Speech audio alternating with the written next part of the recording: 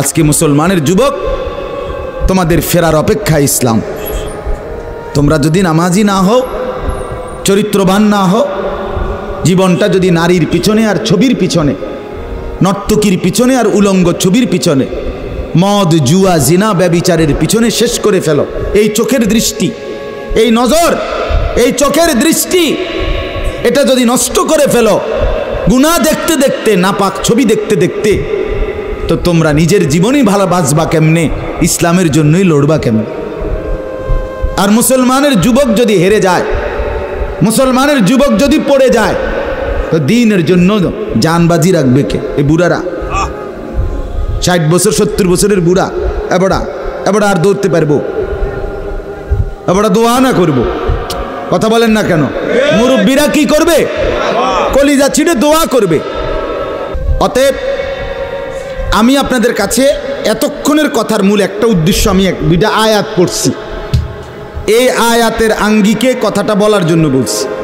আজকে আমরা গুনার মধ্যে সবচেয়ে বেশি, বহুভাবেই আমাদের মধ্যে গুনাহ আছে, বাকি এই নজরের গুনাহ আমাদের সবচেয়ে বেশি। কিসের গুনাহ বলেন না? নজরের গুনাহ। আমাদের চোখ নিয়ন্ত্রণ হারা, বাঁধন হারা। আমাদের যুব সমাজ, ছেলে মেয়ে, তাদের পুরাটা চোখ তারা মোবাইলকে দিয়ে দিছে। ওই যে আগে যে শুনছি যে স্বেচ্ছায় চক্ষুদান করত, কথা বুঝছেন না কথা? হ্যাঁ, মরণোত্তর চক্ষুদান। এই মরণোত্তর চক্ষুদান না, জীবিত চক্ষুদান। ওই দেখেন, ওই দেখেন, ইয়া দেখো, ওই মোবাইল কার হাত, হাতে সাইজ হলো ট্যাবলেট সাইজ, তার থেকে তার মোবাইল বড়। যেই অপদার্থ তার হাতেই মোবাইল দিছে, ওই সবচেয়ে বড় অপদার্থ। ওইটা একেবারেই অপদার্থ। সে যদি ভাই হয় তো ভাই অপদার্থ, বাপ যদি হয় ওইটা অপদার্থ বাপ। এই সন্তান নষ্ট করার সবচেয়ে বড় দায়ী আপন গার্জিয়ান। মা বেডি 2 বছরের বাচ্চাটারে বড় মোবাইলটা দিয়ে দিছে, তুই টিপ, এটা তুই তাবু ডিস্টার্ব করিস না, আমি সাইজ দিয়ে আসি ড্রেসিং টেবিলে, এবুডি পাউডার ডলে, হেতে মোবাইল টিপ। কথা বুঝেন নাই? ও বেডি হিন্দি সিরিয়াল দেখে টেলিভিশনে, হ্যাঁ, হিন্দি সিরিয়াল দেখে, ইন্ডিয়ান সিরিয়াল দেখে, কি দেখে? মনোযোগ দিয়ে দেখে। হিন্দি সিরিয়ালের সবগুলোর মূল বৈশিষ্ট্য হলো স্বামী স্ত্রীর ঝগড়া, শাশুড়ির থেকে জামাইরে কেমনে আলাদা করতে হবে, দেবর ননদের কেমনে স্বামীর থেকে বিচ্ছিন্ন করতে হবে, মানে সংসার কিভাবে তছনছ করবে, এটা হলো ওই বেঈমানদের সবচেয়ে বড় ষড়যন্ত্র। সবগুলোর বৈশিষ্ট্য এটা। মহিলারা এইটা দেখা বিবাহের পরে 6 মাসও একসাথে আর থাকতে চায় না। 6 মাসও না। বেডির সিদ্ধান্ত, মরিয়ার বাসি তে বেড়ারে তার বাপ মার থেকে আলাদা করুন। জীবনের সাধনা এটা। হায় হায়, লানত, অভিশাপ ওই নারীর প্রতি, যে নারী তুমি বেটি তোমার একটু সুখের জন্য স্বামী বেচারাকে আলগা করে লাইলা।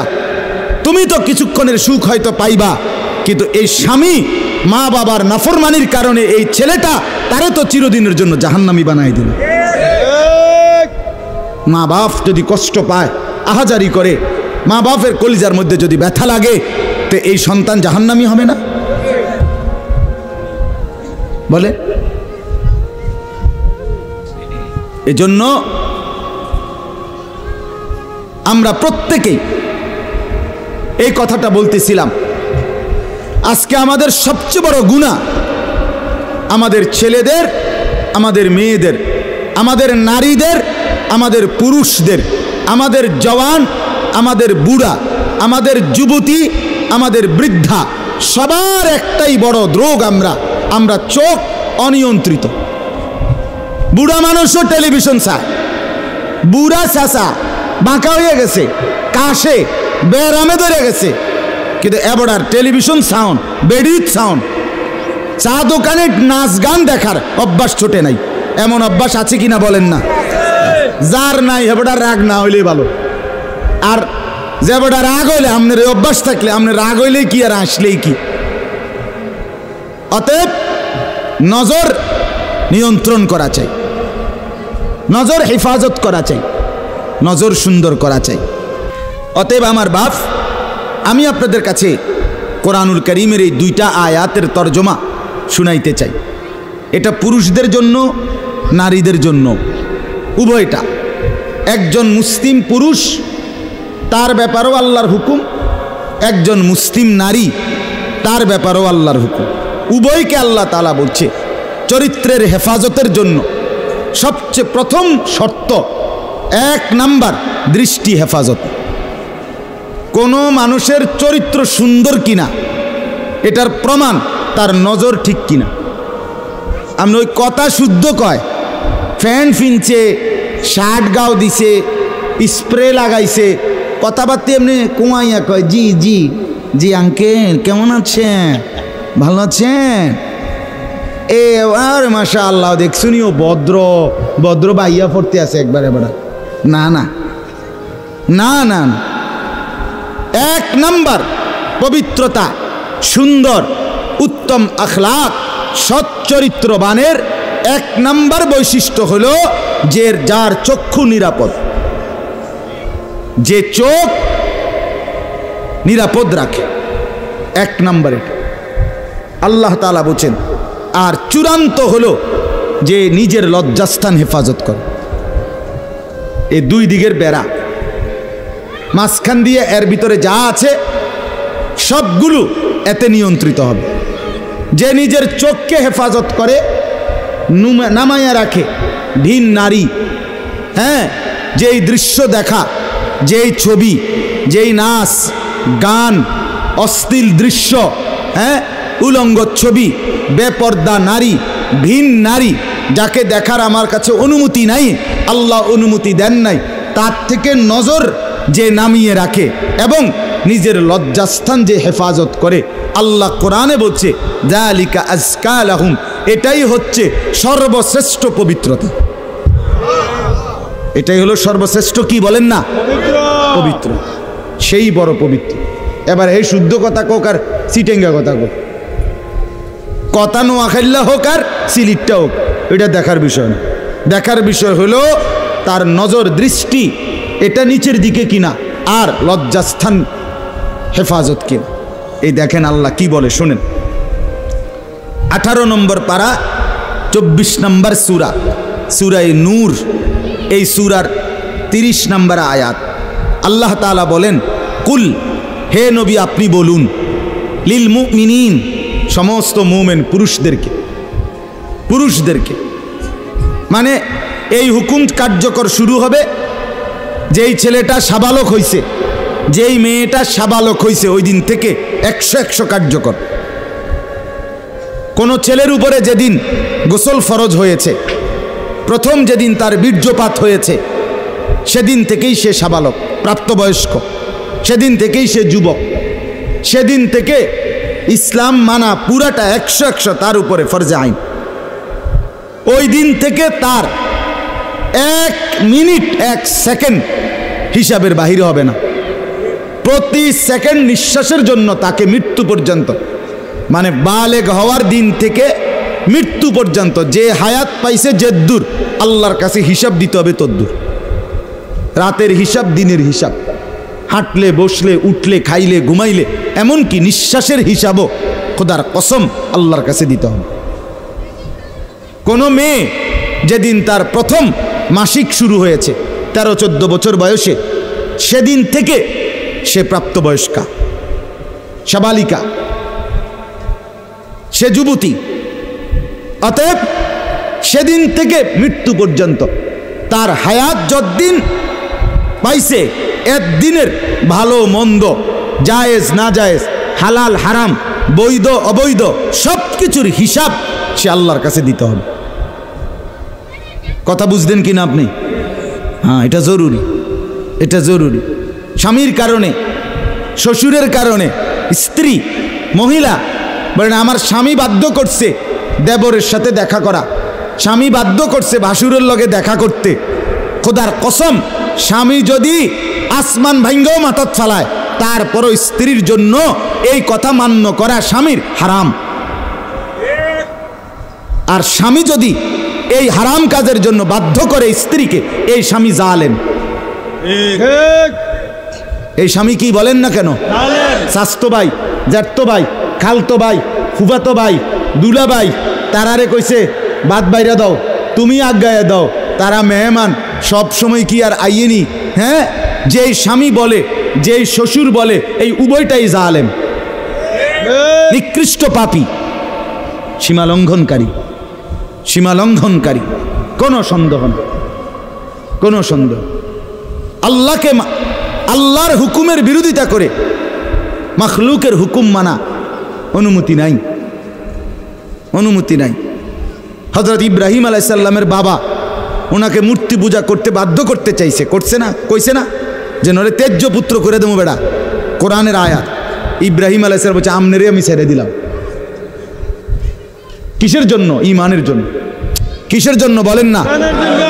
ওয়া ইন জাহাদাকা আলা আন তুশরিকা বি মা লাইসা লাকা বিহি ইলমুন ফালা তুতি'হুমা ওয়া সাহিবহুমা ফিদ দুনিয়া মা'রুফা। কোরআনে আল্লাহ বলেন, তোমার মা বাপ যদি তোমাকে আমি আল্লাহর সাথে শিরিক করতে বলে, তুমি কোনোভাবেই তার অনুসরণ করবে না। হ্যাঁ, তবে মা বাবার সাথে কষ্টদায়ক আচরণ করবে না, ব্যবহার করবে ভালো, ব্যবহার করবে উত্তম, তার গায়ে হাত দিবে না, তারে ধাক্কা দিবে না, তারে গালি দিবা না, তারে ধমক দিবা না, কিন্তু তার কথা মানবা না। কোন কথা? আল্লাহর নাফরমানির কথা, শিরিক, কুফর, নাজায়েজ, হারাম, হারাম। সেদিন আমার কাছে এক যুবক ভাই জিজ্ঞেস করছে এই কথা, যে তার বাবা তাকে বাধ্য করতেছে তার দোকান দেখাইয়া 5 লাখ টাকা সুদে টাকা নিয়ে দিতে। মন নাই? আমি পরিষ্কার আমরা বলছি যে অসম্ভব কথা। তোমার বাপ প্রয়োজনে তোমারে ঘর থেকে বের করে দিবে, দেও। এক তো তুমি তারে গালি দিও না, কিন্তু তুমি তার এই কথা মান্য না। এই কথা মানার অধিকার, যেটা আল্লাহ হারাম করছেন সেটা বাবার কথার কারণে হালাল? আরে বলেন না কেন? যেটা আল্লাহ হারাম করছেন সেটা স্বামীর কথার কারণে হালাল না। না, আমি কিতা করতাম, বেডিতে এই সমস্ত ফাঁকনা কথা কইলে হইতো না। তে বেড়া বাতানে চাইলানে আমি রাইন্দা দেই, এরপরে কিতো বেডি হেতে কইতে পারবো। আরে আলাপ হোক, এসব আলাপ করলে হইতো। ফেরাউনের ঘরে বিবি আসিয়া, ফেরাউনের মতো জালেম কাফের, তার ঘরে নিজের ঈমান 100 ঠিক রাইখা দেখায় দিছে পৃথিবীবাসীকে যে জমিনে ফেরাউনের চাইতে বড় কাফের কে হবে। আমি তার ঘরে থাইকা ঈমানদার থাকছি, আমি স্ত্রী আসিয়া, আমি জান্নাতি। অতএব পৃথিবীর সবচেয়ে বড় জালেমের ঘরে থাকলেও, পাপীর ঘরে থাকলেও তোমাকে আখিরাত বরবাদ করতে পারবা না। আল্লাহ আমাদের মা বোনদেরকে বুঝার তৌফিক দান করেন, আপনাদেরকেও বুঝার তৌফিক দান। নিজের স্ত্রী, নিজের কন্যাকে বাজারের পণ্য বানাবেন না। আত্মমর্যাদা বহুত বড় সম্পদ, গায়রত। আপনার স্ত্রী বেপর্দা বাজারে বাজারে ঘুরে, রাস্তার পুরুষ রাক্ষসের মতো তাকাইয়া দেখে, আপনার আত্মসম্মানে লাগে না, আপনি বেগায়রত, আপনি পুরুষ নামের কলঙ্ক। আপনার মেয়ে বেপর্দা হাঁটে, 8-7 কাপড় পরে, টাইট কাপড় পরে, জামা পরে, রঙ্গিলা পাউডার চিয়া সাজ্জা রাস্তার বখাটে দুই পাশে কুত্তার মতো দুই পাশে গুরগুর গুরগুর কইরা পিছনে পিছনে ঘোরে। আমনে বাপ হইয়া জানেন, মেয়ে মা হইয়া দেখছেন, আমনের গায়ে লাগে না, কলিজায় লাগে না। আপনি বেগায়রত, আত্মমর্যাদাহীন পুরুষ আপনি। আমি সেদিন নিজে দেখছি, আমার কলিজা ছিঁড়ে গেছে। আমি নিজে দেখছি, ওই দেবিদ্যার রাস্তা দিয়ে আসতেছি, বাজারের মধ্যে জ্যাম। হঠাৎ আমার নজর জানালা দিয়ে বাহিরে দেখলাম একটা স্কুল পড়ুয়া মেয়ে। মেয়েটা আপনার স্বাভাবিকভাবে জড়সড়ো হয়েই হাইটা যাইতেছে সামনে দিয়া। ঠিক মেয়েটার এক হাত পিছনে একটা ছেলে আপনার এই বড় মোবাইল দিয়া, মেয়েটা হাঁটতেছে মেয়ের মতো। এই জানোয়ারে পিছন থেকে ভিডিও করতে করতে মেয়ের যাইতেছে পিছন। আমার মন চাইছে জানালা খুলে বলি, বোন তোর পিছনে কুত্তা লাগছে, তোর পিছনে কি লাগছে? কুত্তা লাগছে, তুই তোরে কুত্তা থেকে বাঁচা। বলেন মুসলমান এত নিকৃষ্ট হয় কিভাবে? আমরা নিজে কিতাবে পড়ছি, এই আজকেও পড়ছি ইয়াহিয়া, এই বইটা ফিলিস্তিনি বই, এটাতে লেখা আছে পৃথিবীর পশ্চিম প্রান্তে, মনে করেন পৃথিবীর এদিকে শেষ প্রান্তে যদি কোনো মুসলমান বোন নির্যাতিত হয়, খোদার কসম পৃথিবীর পূর্ব প্রান্তের শেষ মুসলমানের উপরও ফরজ ওই বোনের ইজ্জতের বদলা নেওয়া। এটা মাসালা। হ্যাঁ, কথা ছিল এই, মুসলমানের যুবক হবে মা বোনের ইজ্জতের পাহারাদার।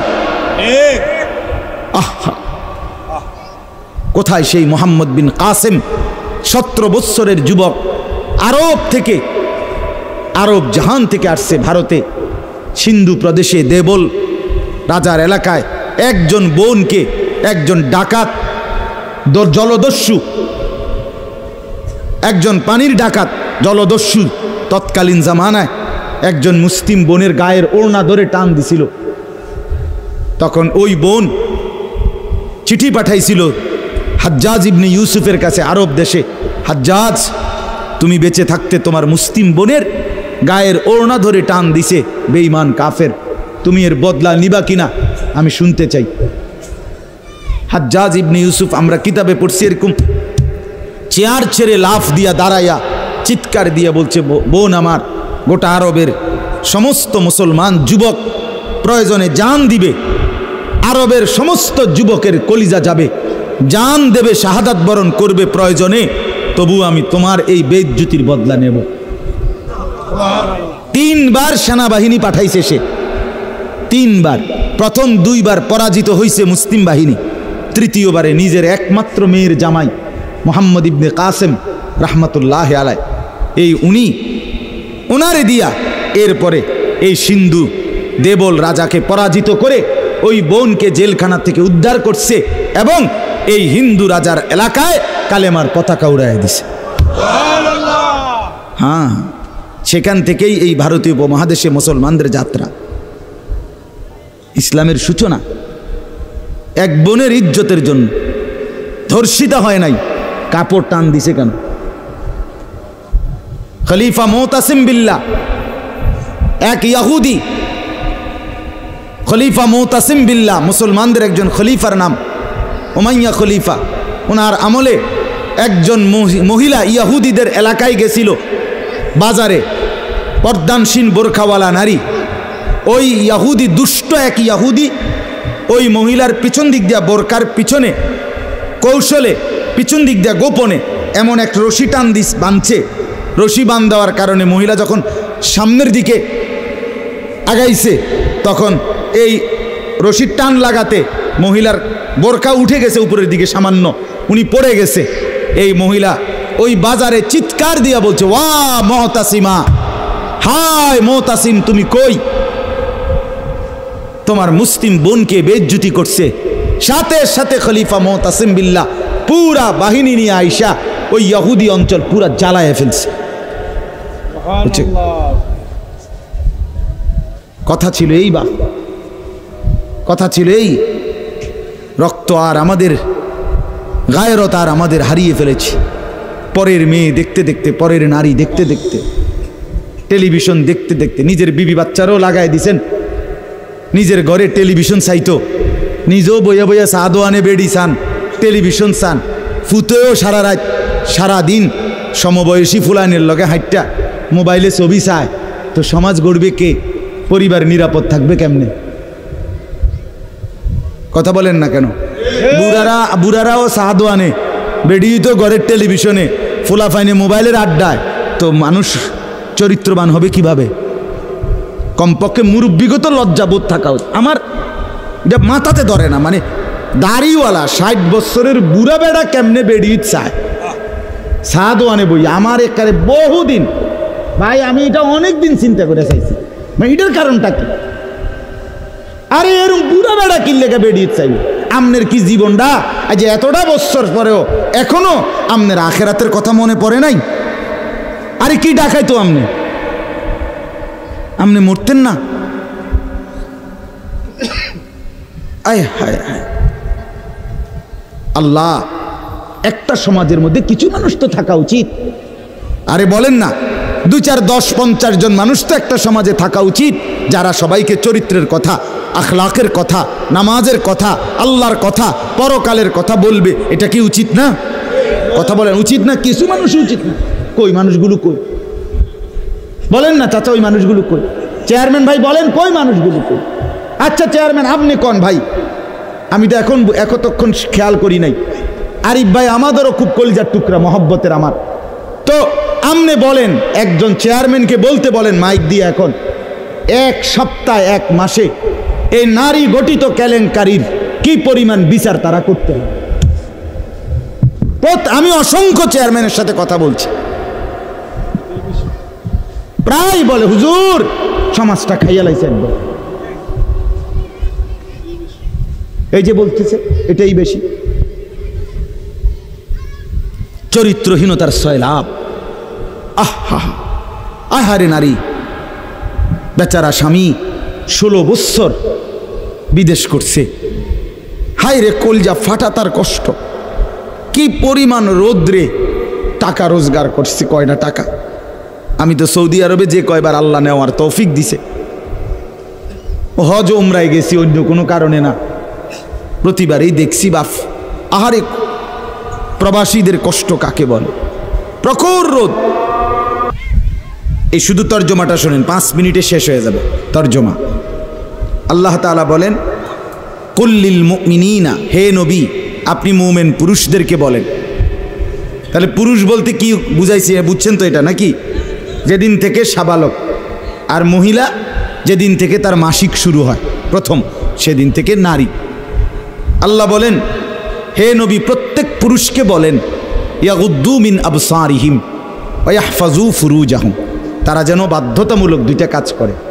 1, ইয়াগুদ্দু মিন আবসারিহিম, তারা যেন তাদের চোখ নিচের দিকে নামায় ভিন নারী থেকে, নাজায়েজ দৃশ্য থেকে, যে জিনিস দেখার অনুমতি নাই, যেই ছবি দেখার অনুমতি নাই, যেই নারীকে দেখার অনুমতি নাই, তার থেকে যেন তারা চোখ নামায়। ওয়া ইয়াহফাজু ফুরুজাহুম, এবং প্রত্যেকটা মুমিন যেন নিজের লজ্জাস্থানকে হেফাজত করে। নিজের লজ্জাস্থান হালালভাবে অনুমোদিত ছাড়া, স্বামী স্ত্রীর পবিত্রতা ছাড়া অন্য কোনো ক্ষেত্রে নিজের লজ্জাস্থানকে হারামভাবে যেন ব্যবহার না করে। নিজের হাত দ্বারা কোনো অবৈধ কাজ যেন না করে, নিজে পুরুষ যেন কোনো অবৈধ নাচ না করে, বিন নারীর সাথে যেন নিজের লজ্জাস্থানের জিনা বেবিচার, যেন অসভ্যতা অশ্লীলতা এমনটা যেন না করে। আল্লাহ বলেন, যালিকা আযকা লাহুম, কি হবে এতে? আল্লাহ বলে এটাই হবে সর্বশ্রেষ্ঠ পবিত্রতা। এটাই কি বলেন না?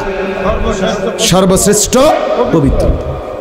ইন্নাল্লাহা খাবীরুম বিমা ইয়াসনাউন, আল্লাহ বলে যত কৌশলে, যত ফন্দিতে, যত বুদ্ধিতে, যত সিক্রেটে, যত গোপনে তোমরা যে যাই করো, আমি আল্লাহ 100 খবর রাখি।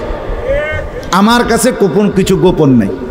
অন্তরের হালাত, বাহিরের হালাত, কক্সবাজারের দৃশ্য আর বাড়ির দৃশ্য, রাত গভীরের দৃশ্য, দিনের আলোর দৃশ্য, গোপন জায়গায়, হোটেলে, রেস্তোরাঁয়, অথবা পার্কে, বিনোদন কেন্দ্রে, অথবা মোটরসাইকেলে আরেক বেটার মেয়ে আরেক দিকে নিলাগা, যাই নাও, যেখানেই নাও, যত গোপন জায়গায়, মা দেখে নাই, বাবা দেখে নাই, গ্রামবাসী শুনে নাই, কেউ জানে নাই, কিন্তু আল্লাহ বলে বান্দা আমার খবর আছে, আমার থেকে আড়াল করতে পারবে না। অতএব চোখের হেফাজত, চোখের হেফাজত। বুড়া মানুষ আপনাদেরকে মৃত্যু পর্যন্ত, 90 বছরের বুড়া, আমার বুড়ো হয়ে গেছি, বয়স হয়ে গেছে না, মানুষের শরীর আড্ডি মাড্ডি বয়স হয়। শাহওয়াত, শাহওয়াত যেটাকে বলে, কামনা বাসনা, এটা কখনোই বুড়ো হয় না, বুড়ো হয় না। হ্যাঁ হ্যাঁ সোজা কথা, আমি খোলামেলা বললাম, শাহওয়াত কি হয় না? বুড়ো হয় না। এজন্য বালেগ থেকে বৃদ্ধ পর্যন্ত সবাই এই হুকুম।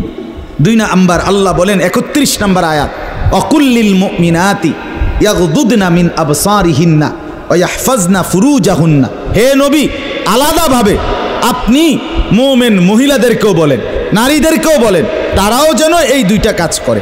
কি? চোখ নামিয়ে রাখে, চোখ নামিয়ে রাখে।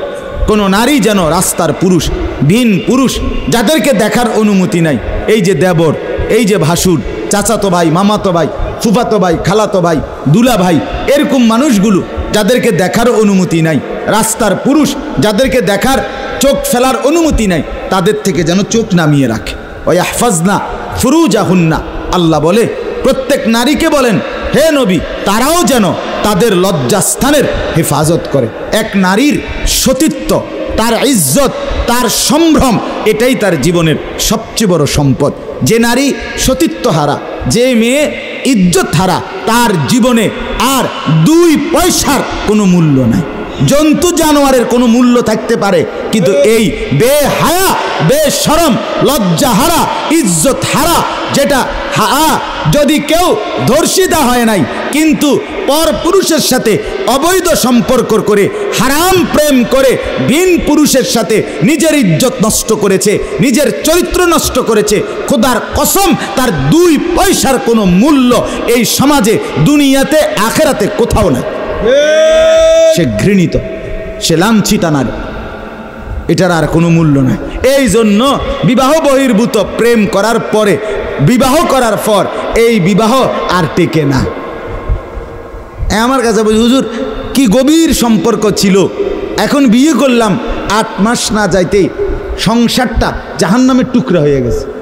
আমি বললাম মূল কারণ হইল বিয়ার আগে আমনো হেবুডির কোনো দোষ ধরেন নাই, হেবুডিও আমনের কোনো দোষ ধরেন নাই, শুধুই কেবল ভালোই বাসছেন, কিচ্ছু আর কোনো ত্রুটি দেখেন নাই। তুমি না খুব ভালো, ও না এত ভালো, এডি তো ছিল আগে, যে সময় আমনে বালা বালা খাওয়াইছেন, চটপুটি, নুডলস, তারপরে বিভিন্ন বার্গার, এই সময় তো আরামে কথা কইছে। এখন যখন বিবাহ হয়ে গেছে, সংসার শুরু হয়েছে, এখন নুনের মধ্যেও দোষ, চিনির মধ্যেও দোষ। নুনও আগের মতো কড়া লাগে না, চিনিও আগের মতো মিঠা লাগে না। কথা বুঝেন না? এখন ভালোবাসা ঠুস। ভালোবাসা কি? এজন্য আল্লাহ বলেন, নারীকে বলেন নজর নামাইতে এবং নিজের লজ্জাস্থান হেফাজত করতে, বাকিটা অন্য কোনো দিন। আল্লাহ তাআলা আমাদের প্রত্যেক পুরুষ নারী, যুবক যুবতী, জওয়ান বুড়ো প্রত্যেককে নিজের চরিত্রের সৌন্দর্যের জন্য চোখ দৃষ্টি নামানো এবং লজ্জাস্থান হেফাজত রাখবার তৌফিক দান করেন। আল্লাহ তাআলা কবুল করেন।